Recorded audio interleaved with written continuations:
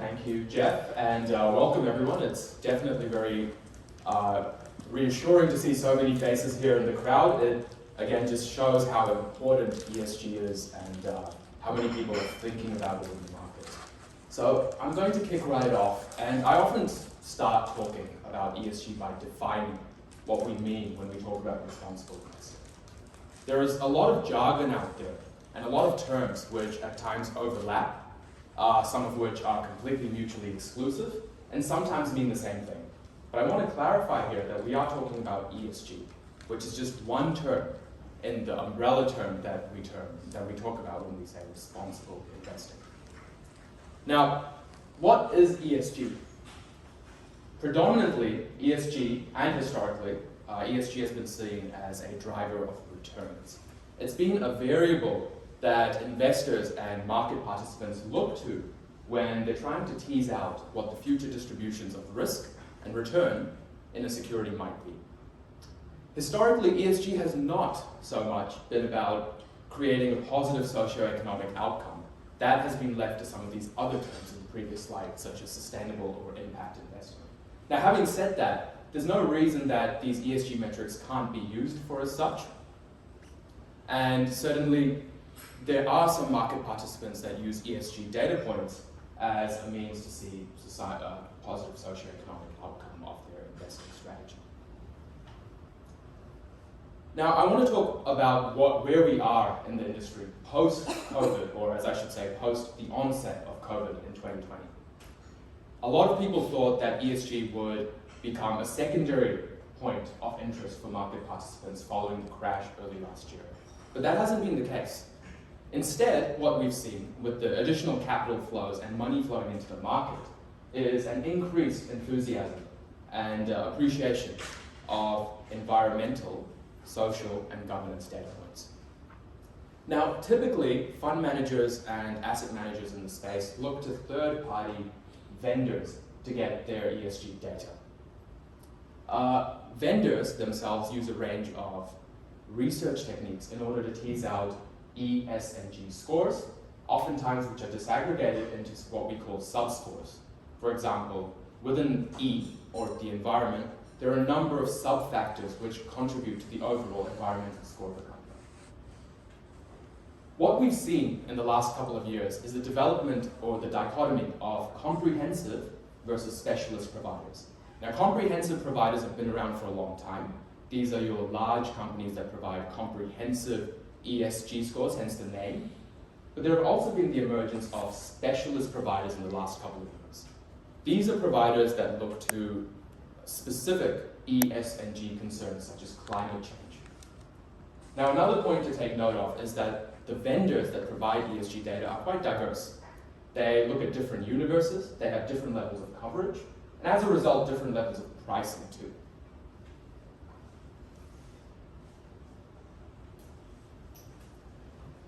A big topic of discussion in the last couple of years around the use of third-party vendor data is the relative pros and cons of this data.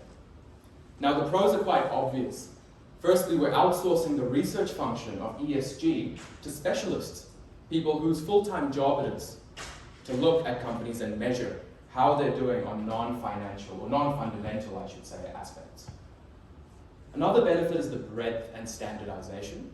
Now, instead of having qualitative ES and G scores, once we move into a quantitative realm, what that allows us to do is compare companies on a like-for-like basis and incorporate these metrics as opposed to qualitative feelings or intuition into our investment decision. We can also use ESG metrics, as I alluded to earlier, as a measure of KPIs for measuring how well we're doing on an engagement basis as well. Now, having said all of that, some concerns have really come out and are being talked about more and more globally in the last couple of years. One of which is a major limitation of third-party ESG data, and that's how backward-looking it is. It might lead to stale data, which is not so representative of the future.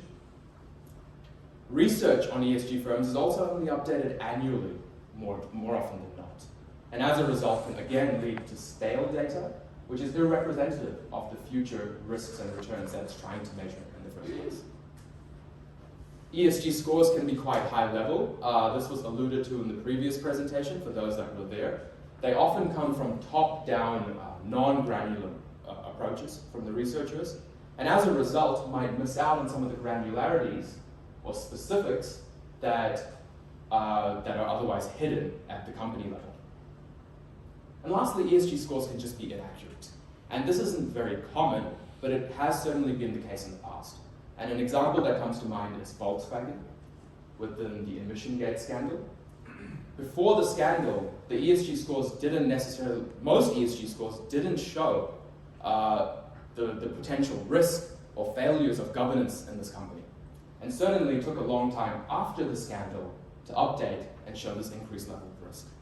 So there are some limitations here, and these are increasingly being talked about in the last couple of years. Now, very quickly, there are also differences between ESG data vendors. And this is something that's really come to light in the last 5 or so years, a little bit before COVID. Correlations between ESG data providers on the same ESG topic for the same company, but with different providers, can be as low as 0.38. If you were to create portfolios using ESG data providers' data, 2 portfolios created from 2 different providers can have return correlations as low as 0.03. So this is definitely something that investors using this data are looking at. Is this an issue? Well, there are 2 schools of thought. Briefly, the first school argues that yes, this is an issue. We need ESG data to be objective. We need it to tell the one truth. It needs to be like something like credit ratings, and there shouldn't be much divergence. The other school of thought argues, well, no, ESG data is supposed to be subjective, and it's supposed to be up to the end investor or a fund manager to tease out the relevant information, and more like an earnings forecast, which is more opinions-based than something like a credit rating. Now I'm going to move on to ESG reporting, and that's something that's gained a lot of traction as a result of increased regulatory interest in this area. Reported ESG metrics are diverse. No doubt the following 2 panelists will talk about this in more detail. But at the end of the day, what a fund manager or an asset manager reports on an ESG basis is simply dependent on what inputs go into their strategy.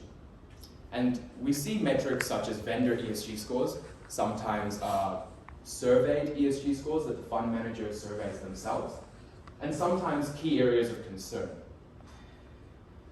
We're seeing more and more carbon and fossil fuel exposures in the last couple of years creep their way into ESG scores, and this is driven by not only investor demand for these metrics and awareness in this space, but also through regulatory attention to the risks that climate change might pose for investors' portfolios. Now, we also see that ESG scores are typically limited to vanilla equities, non-corporate securities such as sovereign debt, commodities, alternatives. There isn't really much traction. Having said that, corporate bonds, on the other hand, are quickly playing catch-up, and we've seen in the last couple of years significantly increased traction on ESG reporting on the corporate debt side. Attribution. This is a pretty slide that I've whipped up, and is really all about the second arm of ESG reporting. People want to know not only where their money is sitting at the moment, but looking backwards, how has ESG added value to the strategy that the manager incorporates? Now, attribution is all about breaking down the differences between a portfolio and its benchmark into separate, non-overlapping, but complete buckets. We can do that with an approach such as sector and selection model, where we break down the differences between a portfolio and its benchmark into the different asset allocation, and within the asset allocation, the different stocks or bonds that have been purchased. It's quite difficult to do the same with ESG. And the reason for this is ESG is quite often correlated with other factors. Most predominantly correlated with growth and quality. Now, the difficulties that this poses is that when we try to separate the differences between an ESG strategy and its non-ESG benchmark, and we say that the difference is only due to this ESG effect, we're missing out, or in other words, are incomplete in our approach because we're forgetting about all of these other factors.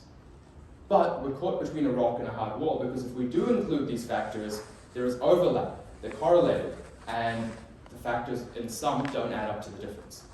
So there have been approaches which have been, I won't say invented, but become commonplace in the last couple of years. One of which is a factor model approach, and I won't get into the quantitatives, because it is quite quantitative.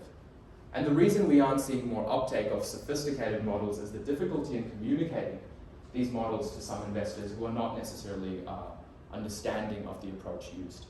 So this is something the industry is actively working on, how these things can be communicated to end investors. Now, talking about major macro trends in ESG land, we are seeing more and more ESG products being launched all over the world. And certainly, as I said before, there was a thought that post-COVID, the demand and supply for ESG would dry out as investors flock to safe assets and look towards financial risk-return metrics as opposed to environmental, social, and governance metrics. But this hasn't been the case. And we see that predominantly led by Europe and then the rest of the world, which is beating the US in this space. More and more ESG products are being launched. And there are more and more flows chasing these products. So it's a little bit of chicken and egg, but at the end of the day, there is more AUM sitting in ESG-related strategies all over the world. What are the main drivers causing this? Well, the first one we're seeing is a greater regulatory attention around the prevention of greenwashing, around the correct communication of ESG information. Does ESG really add alpha? Well, regulators want to make sure that fund managers are not misleading investors when they talk about this. There's also greater investor awareness as we see almost in a momentum compounding-like effect, more and more investors talking about this. Lastly, data availability has increased quite significantly with more data vendors out there, leading to more accessible data, which in turn leads to more sophisticated trading strategies. Now, from our experience at Russell, these are some of the trends that we're seeing in the asset management space. Most ESG managers are focused in liquid, large cap assets. And that's simply a function of where third-party ESG data tends to reside. Similarly, some managers, due to the limitations of third-party ESG data, are looking to compile their own ESG data through their own surveys. And they use this data either in isolation or in conjunction with the third-party data they already have. There has been a shift in industry, I won't say best practice, but a focus from using simple exclusion-based approaches, which were so dominant in the last 20 years, to engagement and potentially positive screens to interact with companies that are not doing so well on an ESG front. And in this space, quality is king. It's not about how many engagements you have, ticking the boxes, but it's about the outcome of the engagement and what the issues engaged upon actually are. And a great example of this is engine number one. I'm not sure how many of you have read about this case, but early this year, engine number one, a tiny investor with 2 basis points in Exxon, managed to secure 3 seats on the board, which is 25% of board representation. And having done so, is now pushing increasing pressure on Exxon to diversify from oil and seriously start thinking about climate change risk and how they're exposed to it. A few more trends. We're seeing that value managers tend to focus on engagement as a strategy, and again, this is simply due to the correlation between ESG scores and value stocks. It tends to be, across the global universe, negative. Value stocks tend to have lower ESG scores relative to their growth counterparts, and as a result, value managers struggle to create portfolios benchmarked to core universes that look good from a simple ESG metric perspective, and instead focus on engagement. In contrast, we're seeing growth, quality, and quant managers use ESG score-focused strategies on average. Now, having said that, certainly a lot of the managers that Russell researches, alongside with our own in-house research views, have shown mixed results on ESG signals from an alpha perspective. And it's led to more research around how we can break down the information contained in ESG scores to tease out some form of true alpha. Private markets, again, ESG data from third-party vendors is not, the coverage is simply not as strong as it is in major large-cap liquid markets. And again, private market managers tend to focus on engagement. Just going to very quickly talk about some trends we're seeing in the major geographies around the world. I'll start with Europe, because Europe is really the elephant in the room. Trends in ESG, especially in the last 2 years, development has been occurring at breakneck speed, and they're really outpacing the rest of the world. Most of this is driven from a regulatory perspective. It's the government interacting with managers and practitioners through consultations in order to tease out what the best approach is and how they can minimize things like greenwashing. There are multiple regulatory bodies in Europe, and I won't get into some of these names that look after sustainability, but each has its own little sphere of influence, and as a result has led to an almost complete regulatory framework. It's not just regulation, however. There is investor demand for ESG as well. 2020, there were 505 new ESG funds launched just in Europe, and AUM in this space at the end of the year, at the end of last year, is at 1.1 trillion euros. So that's quite a significant number, and it's only grown since previous years, despite the crash early in 2020. A different story in the States and North America as a whole. There isn't much regulation, and there hasn't been, and there still isn't, post-COVID, around responsible investing in ESG. Now, there are some indicators that this is changing, especially with the new government, especially with Joe Biden indicating or signaling to the market his intent when on day one he rejoined Paris and signaled the government's intent to stamp out climate change. Now, having said that, regulatory bodies such as the SEC in the States and the financial regulator in Canada have shown that there is some intent to look at ESG risk, which is caught from their regulation for companies disclosing what's considered material risk. Asia is a tough one to talk about, especially because the geography is so divergent with small governments, each having their own approach in how they handle ESG. But the main theme here is that the push is again coming from the regulators. Now, I won't talk about China and India too much, but I will talk very briefly about Japan. Japan is increasingly being seen as the sort of standout country in Asia when it comes to ESG. And we see that with the primary green loan market growing quite significantly in the last couple of years. On the secondary market side too, major investors have indicated their acceptance of sustainable strategies and the potential value add that they might have through investors such as the GPIF investing in sustainable indices.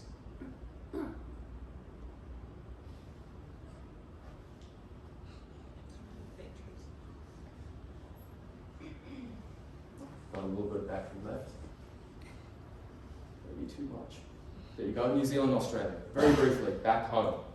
What are we seeing in New Zealand and Australia? Well, we're seeing discussions around responsible investing becoming mainstream. We're seeing increasing regulation in the space, and a lot of trends being driven by a top-down approach. For example, there's going to be compulsory disclosures very soon for major asset managers, big investors, and listed companies around the climate risk exposures that they are sensitive to. Now, this is yet to be determined by the XRB, but likely will follow an approach adopted by the Task Force for Climate-Related Financial Disclosure. We also see that default KiwiSaver funds have adopted exclusions on fossil fuel products, fossil fuel firms, I should say, again, indicating the intent of the regulator. Now, a lot of this regulation is focused on exclusions, and in that sense, we're still lagging behind some of what's considered best practice around the world. Australia is quite similar to us here in New Zealand. However, we do see a greater number of strategies in Australia, a greater divergence in products. But again, that's just a function of the size of the market and not necessarily some sort of underlying problem with New Zealand relative to Australia. there are still some difficulties in Australia for investors to decarbonize domestic assets. And what that means is reduce the carbon exposure of their portfolio. And the core reason for this is simply due to the nature of their domestic market. Australia tends to be quite resource intensive, commodity intensive, and energy intensive as an index. And as a result, it's quite difficult to reduce the carbon exposure of investors domestically investing. Now, one challenge we're facing in both markets is that individual members can be quite disengaged. Specifically, there are some individual members that don't even know what option they're investing in, let alone what securities are within their options. And as a result, talking to these investors or communicating with them around ESG is a challenge that both countries are trying to deal with at the moment. Now, to conclude, I'm going to give my 2 cents on what I think is going to happen going forward. We've talked about what's happened up to this point. Firstly, I think there will be increased regulatory attention on greenwashing. Now, countries all around the world have already started to clamp down on incorrect marketing and incorrect statements around ESG, and I think that's only going to continue. Historically, E and G, environment and governance scores, have been given more importance, but I think in light of some of the events that have transpired in the last couple of years all around the world, the S score, the social scores, are going to gain increased importance too. And it will be interesting to see what that means to flows and the type of funds that exist in the market. Climate change metrics. Now, we can see firsthand that these are improving, and we're not just talking about carbon emissions and fossil fuel scores, but real climate change metrics like temperature betas or transition risk bars. These are things that measure forward-looking risk or sensitivity to shocks in the climates which might occur. These are already being adopted in other countries around the world, and this trend is likely to, again, increase as data for this becomes more freely available. Markets might be moving to an ESG equilibrium. We're seeing a lot of flow for ESG-related products, but flow can't last forever, and it can only prop markets up so much. And it'll be interesting to see what happens once we reach some sort of equilibrium, and what that means for asset prices and for risk and return metrics. And again, this leads to my last point. This will lead to more data. And with more data, we are given the benefit of conducting more research and ultimately understanding what ESG scores actually mean in risk and return terms with an increased amount of resources to draw on. So thank you, everyone. With that being said, I'm going to hand it over to Victoria.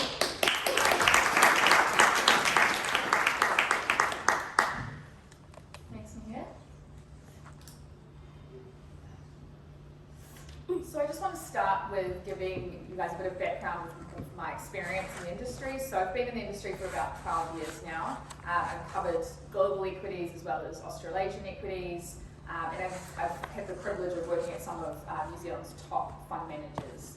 I guess the one trend that I've definitely noticed in my time in the industry is the definite acceleration in ESG discussions and implementations by investors and corporates. I'm now the PM at Devon of our Sustainability Fund, which is a trans-Tasman flagship ESG fund at the firm. So at Devon, we manage over $2 billion of Australasian equities, so mainly for wholesale clients, so think charitable trusts, community trusts, corporate pension schemes. And responsible investing has really always been an integral part of our investment process, and we've got a very strong commitment to ESG. You can see on the slide up there that we are a member of RIA. We're also a founding member of the New Zealand Corporate Governance Forum, which was really established to promote globally recognised governance standards in New Zealand.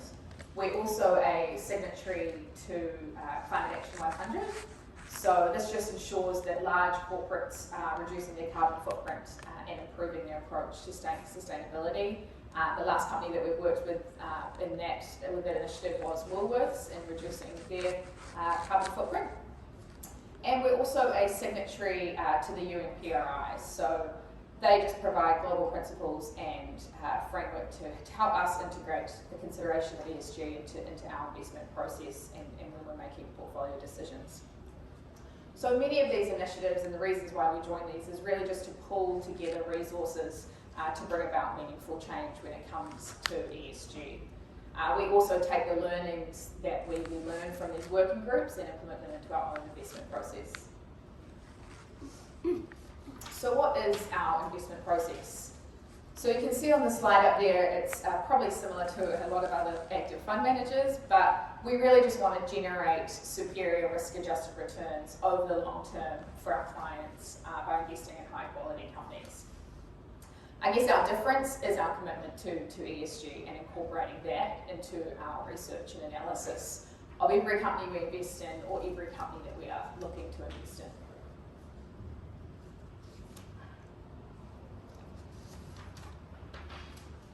So we believe if you are truly accurately assessing all risks and opportunities of an investment, then you must be incorporating ESG factors. You can see up there, this is some of the examples. This is a picture from BlackRock, and it just goes through some of, it's not comprehensive at all, it's just some of the risks and opportunities that ESG can add to the investment process. I guess fundamental research is all about identifying investment opportunities by using company data to make assumptions about future performance. And that's what we do every day at Devon. Historically, it's been more common practice to process ESG factors in a qualitative sense, but that's rapidly moving to more of a quantitative sense and being able to making it easier to integrate those ESG factors into our forecasting and our company valuations. I guess forecasted company financials, they drive company valuations and therefore can significantly affect our investment decisions. So therefore it's vital that we make adjustments to our financial forecasts in terms of revenue, operating costs, capital expenditure for the incorporation of ESG factors. Some examples, just off the top of my head, is if we're investing in a car manufacturer, for example, that might need to stop manufacturing a certain line of vehicles due to environmental concerns, that'll impact the revenue. On the operating margin, they might have a high level of injury and fatalities, which is due to poor health and safety. So there's lots of different ways in terms of incorporating ESG into financial models. I guess the theme of this conference was kind of accelerating investment trends post-COVID. So what are we seeing with regards to ESG in a post-COVID world? Well, if I go back to prior to the pandemic, those not really steeped in the sustainability movement often equated ESG almost just entirely to the E part or to the environmental factor. So there was a lot of focus on energy use, wastage, carbon footprints, etc. And before that, there was a lot of focus on the G side of things as well, the governance side. I think with what we're seeing with in a post-COVID world is really the emphasis on the S factor, so the social factor. We're seeing an increased focus from companies on the wellness of people, the employer-employee relationship being really, really key to the firm culture, the duty of care that comes with that the companies should feel for their employees. And the pandemic has disproportionately hurt those low-income families, minority groups and women, so providing that flexibility can really help mitigate those effects. In terms of labour and supply chain, we've seen the disruption that's been had globally with logistics and supply chain and the labour issues that's caused as well. So all of these things have come about from COVID and really highlighted the increased focus of the S factor when it comes to ESG. Now in terms of research, so Mihir touched on this. Oh, there's some formatting issue with the type up there, but that's right. So ESG research, at Devon we do a combination of our own proprietary ESG research, but we also outsource and rely on MSCI ESG research as well as our third-party ESG provider. So corporates are increasingly, on average, continually to become better and better at disclosing ESG, particularly in Australia, and that's been driven by investor demand. We do need to be careful of greenwashing, which is when companies convey a false impression or provide misleading information about environmental standards. And for example, when I talk about our own proprietary research, in New Zealand, we do our own TCFD survey of the all the companies in the NZX 50, just to figure out where they are in terms of their TCFD reporting, and therefore what that will lead to in terms of our engagement with the company and therefore our investment decisions. With third-party research, there does tend to be some conflicting research that comes out in terms of what we think that the company should be rated and what the third-party research company rates the company on an ESG score. I guess the conflicts can come about with if there's no data on the company. For example, if we invest in an IPO, then usually there's no data on that company yet in terms of ESG research with MSCI. There also could be a lag in the data, so like Mihir said, it is backward looking and it doesn't get updated as frequently as we're investing or engaging with those companies. And also we can just disagree with the rating for a number of reasons. So with that, we will step in and do our own research and engage with the company, which is a very important part of our ESG research. One company, for example, some of you may know is Vista Group. So it's a New Zealand consumer technology company. It's a company that we know very well. It's actually rated BBB by MSCI. And the reasoning behind that is that the company just appears to have limited development initiatives aimed at talent retention. Plus the chairperson is on a few other boards. And the data is also very lagged. So we, like I said, we engage with the company and we override and adjust that rating to reflect what we accurately think is an ESG rating for that company. So stewardship, engagement and voting are very, very vital parts of ESG research and something that we do a lot of at Devon. Firstly, on the engagement side, so we are, being an active manager, we are consistently in constant dialogue with management, with the board, with competitors, with other stakeholders of a range of different companies. And that consists of, that can also consist of ESG discussions as well as financial discussions as well. And I think that's the point of difference that an active manager can really bring to the table, is that engagement piece when it comes to making an investment decision. I guess an example that where we engaged with the company recently was with Precinct. So that was around the waiver that they got from the NZX to internalise their management contract. Well, that was all above board. It didn't really sit comfortably with us in terms of the process of how they went about it and getting that waiver.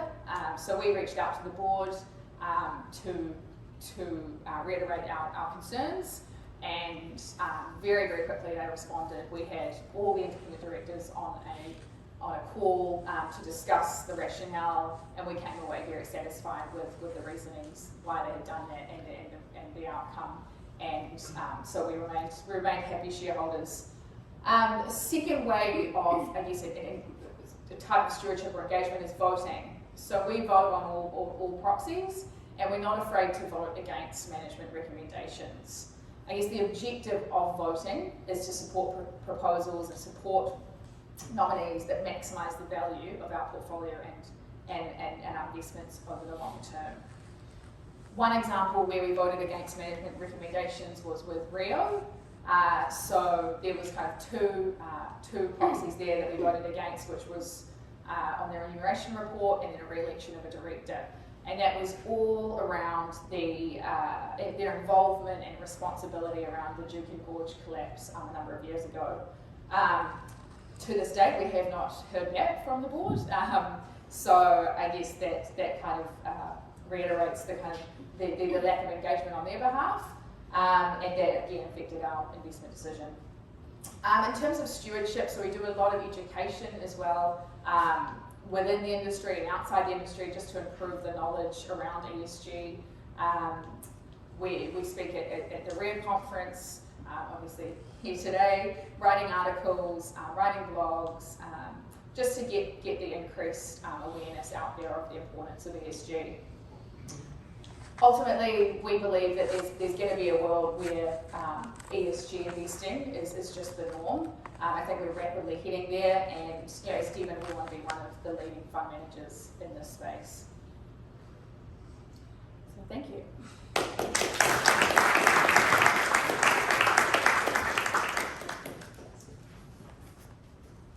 Great. Look, I'll try to take this home, but unfortunately, I can skip over some of the pieces because I think there's some common themes coming through here. And I could talk about the mega trends. We've covered some of these already, but I think generally, other than the importance of investors in terms of driving change, and we're finding that as a bank ourselves. So if you think of New Zealand, we import a lot of capital largely to the banking sector, and so all the banks have to go to the capital markets, international capital markets for funding. I think it's fair to say that if you're engaging with international investors or indeed with local investors, you need to be able to articulate a clear sustainability strategy, and there's also an expectation to see progress being made from prior years. So I think the investors are driving a lot of this momentum, but I think that's also coming from another area, and that was probably started by consumers. And I think ultimately, if you're a business today, then the power of the consumer shouldn't be underestimated. So they, I think, probably started this trend. There was a survey last year of KiwiSaver investors where over 70% said they wanted their money managed ethically and responsibly, and they would shift to achieve that. I think that is what is also driving investors to show that they are actually delivering on expectations they have. The regulators have been touched on already, and that's going to continue to be a powerful force in terms of driving change. I think in New Zealand, the announcement of mandatory TCFD reporting was a big factor in terms of helping drive momentum in the local market.